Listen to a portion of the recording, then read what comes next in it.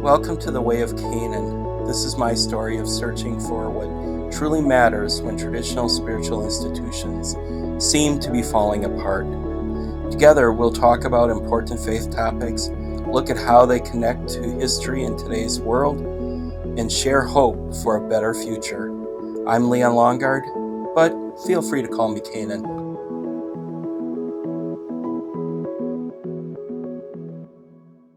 So I'm starting something new here, and kind of to give you a little background. Just over a decade ago, I shared my love of Star Wars with my children. As a child of the 70s and 80s, I first introduced them to the original three movies. There's always that debate. Do you start with the prequels or do you do the original first? Which way do you go? I went with the originals and then moved them through the prequels, enduring much of Hayden Christensen's overacting and things like that, just to give them a whole experience as I knew it at that point. And they got more involved than I ever thought they would. They became involved in the games, the novels, the different animated series and television series and shorts and legends and canon. They got involved in it all. Things quickly turned around. The circle is now complete. When I left you, I was but the learner. Now I am the master. Okay, so maybe it wasn't that bad, but you get the picture. So Star Wars Rebels really kind of became a particularly interesting series for me. It kind of chronicles the period between Revenge of the Sith and A New Hope, and it follows the adventures of this group of five rebels who are led by a young man named Kanan Jarrus, who had been a Padawan under one of the Jedi who were killed as part of Order 66. And now he's trying to seek out how to live that Jedi culture and the life of a Jedi, as he's also mentoring this young force sensitive teenager named Ezra Bridger. And he's doing it in a context where all the structures of the Jedi culture were destroyed.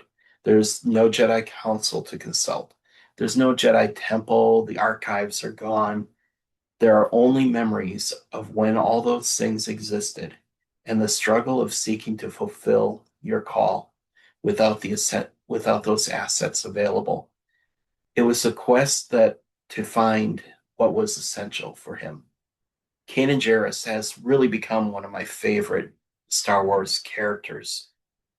And I identify with Kanan Jarrus in many ways.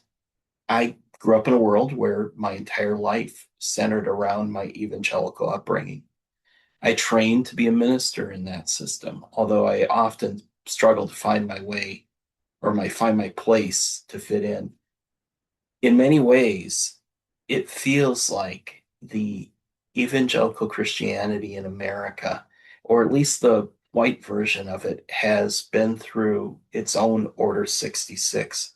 We still have the remnants of the institutional structure, but many of the wise voices are being pushed to the margins as those who hold the institutional power seek to maintain their political and cultural influence and try to curry the favor of the government by aligning themselves with one particular cause, political cause or another, and then demanding total devotion of those within their movement.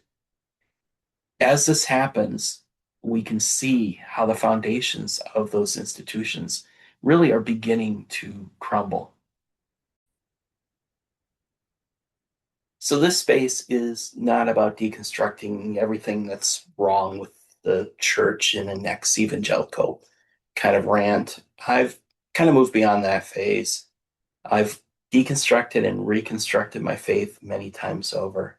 Instead, I hope this will become a space to reimagine faith, to seek what is essential and discover practical ways to live it out in our particular context.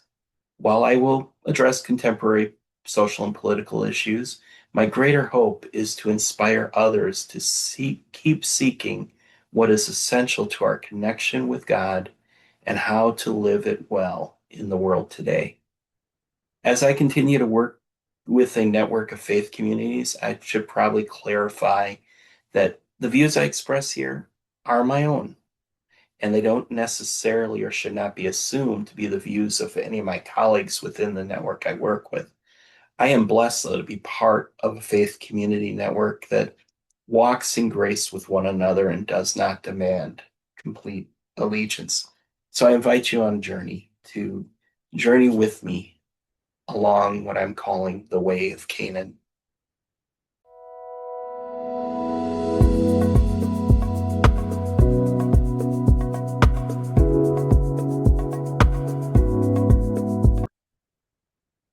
So, hey, what do you think of the background? Yeah, I know these fake backgrounds are kind of funny, but I was kind of like, you know, don't always want to be concerned about what people think of what my office looks like in the background. And sometimes, to be honest, it looks a little messy. And, this kind of has a Tatooine feel. I know it's two moons, not two suns, but hey, it's got a little bit of that feel and vibe to it. So I'm kind of going with it. We'll see what if we keep it. Anyway, the question on this journey becomes, where do we start? Often I find myself trying to explain the difference between authentic Christianity and this civil religion that has the same name that's kind of taken over the political conversations in our country today. And, you know, I could, the easiest way to do this would be to say, well, I'll just pick out all the scriptures that align with the way I think the world should be, and that would be the proper understanding of an authentic Christian. But, that type of an approach, you end up, it gets very arbitrary in the end and quickly, can lead to countless different forms of versions of Christianity that simply match the lifestyle of the people who define it and what they desire it to be. I think the most logical starting point to understand what it means to be a Christian might be looking at the words where the word was first used back in the original history of the Jesus movement of Jesus followers. And if you look at the historical writings that are attributed to an early Jesus follower named Luke, he says that the word Christian was first used to describe the people that were following this movement of Jesus followers. It was first used in Antioch of Syria, which was a prominent Roman city in the Roman Empire, located kind of in the southern part of what is modern day Turkey. And this was really a unique gathering of early believers, as many of the people in the church that were members were Gentile, not just Jewish people that were following this new prophet. And so you had this mix of two different cultures coming together, and some may have kind of felt maybe that there was a need to define them with a new word that described this distinct community. So the introduction of the word kind of offers us insights into how we can understand the term today. And it's important to realize that the word doesn't come from within the faith community. It came from people outside identifying the people, this group of believers as Christians. It wasn't like people were going around knocking door to door going, "Hey, we're the new Christians in town." There was nobody putting a sign on their fruit stand in the market saying, this is a Christian business, or and there was nobody running ads seeking people to come join the new Christian church in town. These people were simply trying to follow Jesus, and people started to associate them with this person that some had called the Christ. And see, Antioch of Syria was about 300 miles north of Jerusalem and sat on a major trade route in the Roman Empire. So people that lived in the city, they had probably heard about this guy down in Jerusalem that had been known as the Christ or to call the Christ by some. And they had probably heard about this community of people that was starting to form down in Jerusalem that, following the day of Pentecost, that were all kind of committed to following this guy that they called the Christ.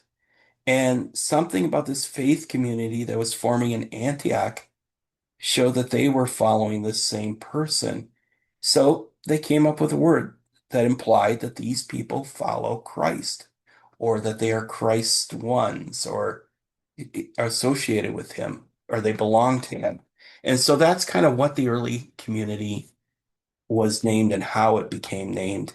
And so when I look at all that, I go, and people ask me, look at how do you define or how do you see, identify with all these variations of Christianity that are going around and all the different political garbage going around? How do we figure out what's authentically Christian? And can we, or is it just something we make up in our own mind? And I keep coming back to a question and kind of just a straightforward question of when I'm, you know, analyzing myself and what I'm saying or what somebody else is saying is that person modeling the actions and the words of Jesus right now? And reality is none of us are perfectly following Jesus or modeling the Jesus life and his words. That's kind of where the whole grace and mercy thing comes in. We'll probably talk about that sometime later. Still, I think we can recognize when someone's heart is sincerely seeks to follow Jesus. And when in doubt, I kind of lean on grace and trust that Christ is guiding both them and me toward a deeper understanding of what it means to follow Jesus, even if we're not agreeing 100% on everything. The more important thing is a state of the heart that is sincerely and authentically just trying to live out the way of Jesus as best they can.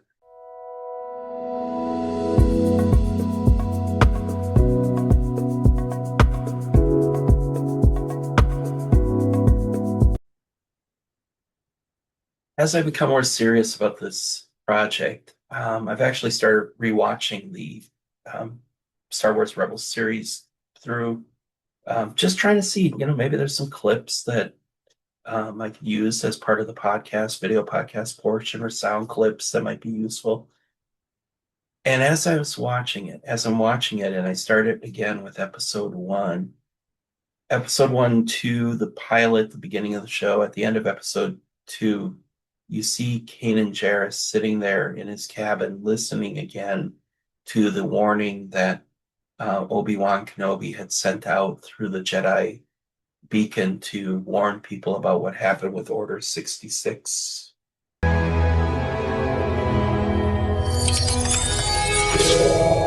This is Master Obi-Wan Kenobi. I regret to report that both our Jedi Order and the Republic have fallen, with the dark shadow of the Empire rising to take their place. This message is a warning and a reminder for any surviving Jedi. Trust in the Force. Do not return to the Temple. That time has passed, and our future is uncertain. We will each be challenged. Our trust, our faith, our friendships.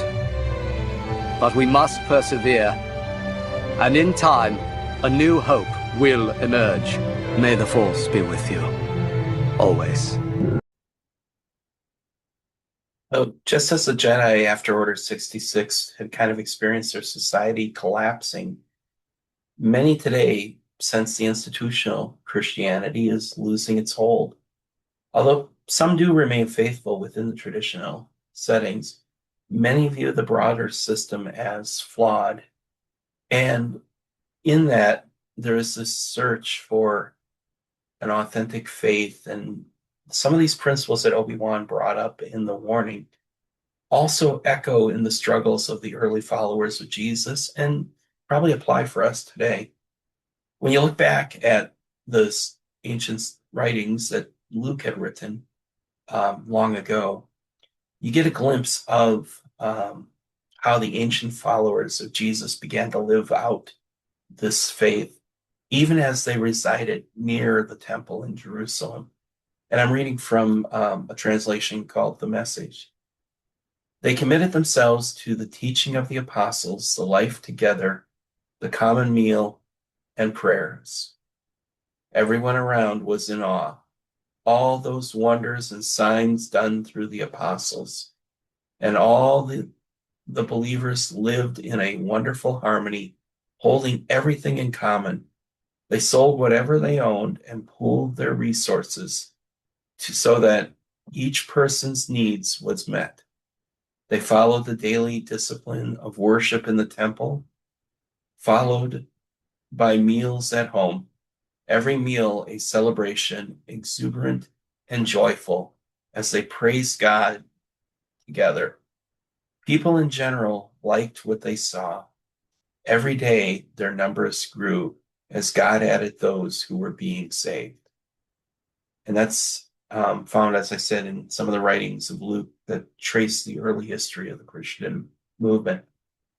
So through both stories, the scattering of the Jedi and the early followers, certainty and safety quickly evaporated from their institutions. Just as returning to Coruscant or the Jedi Temple was no longer safe, Jerusalem and its temple were no longer welcoming to early Christians. Religious authorities, feeling threatened, persecuted Jesus' followers, and the political leaders, they often joined in, compounding the danger. Early Jesus followers adapted, gathering in new, sometimes hidden spaces, relying on relationships to continue their journey. For both groups, their enduring strength came through intangible sources. Once the physical institutions fell away, the surviving Jedi found resilience in shared faith, trust, and a sense of community. And in the same way, the early followers of Jesus, as they dispersed around the Roman Empire, discovered that relational bonds and faith became truer dwellings and place for God than any stone building had ever been. These same relationships can sustain us as our structures begin to fail or fade. So for the Jedi, the Force was key to maintaining hope. For the early followers of Jesus and for people like me who are seeking to follow him today, hope rests on the promise that Jesus sends the Holy Spirit to dwell within us, guiding us through confusion. The spiritual guidance, not organizations, gives us strength for our journey. So even if the institutions of faith no longer feel safe, hold firmly to your faith. Trust the Spirit's guiding presence within you. Seek out meaningful relationships with fellow seekers, and let shared hope carry you forward. Remember, the trials of today are not the end of the story. A new and brighter day will come, one shaped by resilient faith and authentic community. And that's what I seek to promote through the Way of Kanan. And I hope that you will continue to walk this journey with me. Now, in closing, just going to mention a couple of details, things to remember. I'll have links for Substack. I now have a Substack connected with this that you can go to, subscribe, and you'll get occasionally notes or posts that I do. They're kind of the thoughts I'm ruminating as I get ready to prepare from podcast to podcast. You can also just reach out to me at llongard@gmail.com. I'll have a link there as well. So until next time, stay on the journey and trust that the Spirit will be guiding you. This has been The Way of Kanan. Thank you for joining me on this journey.